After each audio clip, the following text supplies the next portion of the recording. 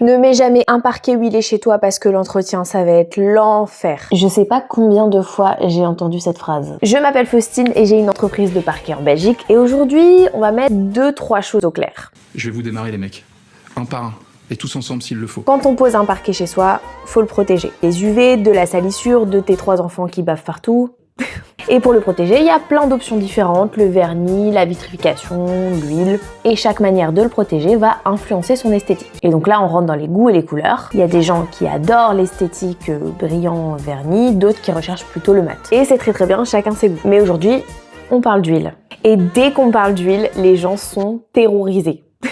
Et si tu crois que j'ai eu peur, ils ont l'impression que ça va tacher, que ça va mal vieillir, qu'ils vont devoir rehuiler tous les 6 mois, que globalement mettre de l'huile c'est un enfer sur terre. Et c'est vrai.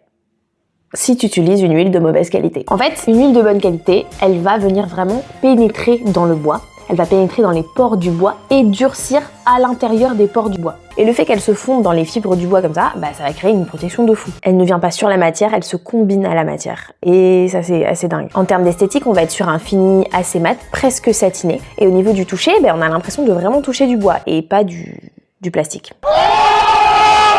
Mais alors du coup, comment on l'entretient? Eh bien comme un carrelage, c'est-à-dire avec de l'eau et du savon. Faut juste utiliser un petit savon un peu gras, ça va permettre d'hydrater, de nourrir le bois en conséquence et comme ça il va pas tacher. Et ça dure des dizaines d'années, vraiment, sans devoir reponcer, sans devoir rehuiler. Bref, c'est la manière la plus économique et la plus durable et qui tient le mieux dans le temps. Alors, je sais qu'il existe des vernis mat aussi, mais le principe de filmogène reste le même. Le vernis va rester au-dessus, même s'il est mat. Et le bois, étant donné qu'il est naturel, il va quand même un petit peu bouger, se rétracter en fonction de l'hygrométrie de la pièce, de l'humidité de la pièce. Donc le problème, c'est qu'il aime pas être contraint, le bois. Il aime bien justement qu'on l'accompagne dans ses mouvements. je suis là pour toi. Encore une fois, chacun son chacun, c'est-à-dire que si vous préférez mettre du vernis, mettez du vernis sur votre parquet.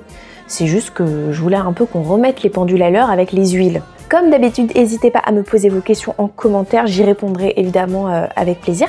Et on se retrouve dans la prochaine vidéo, tout simplement, pour débunker des idées reçues, tout ça. N'hésite pas à nous suivre.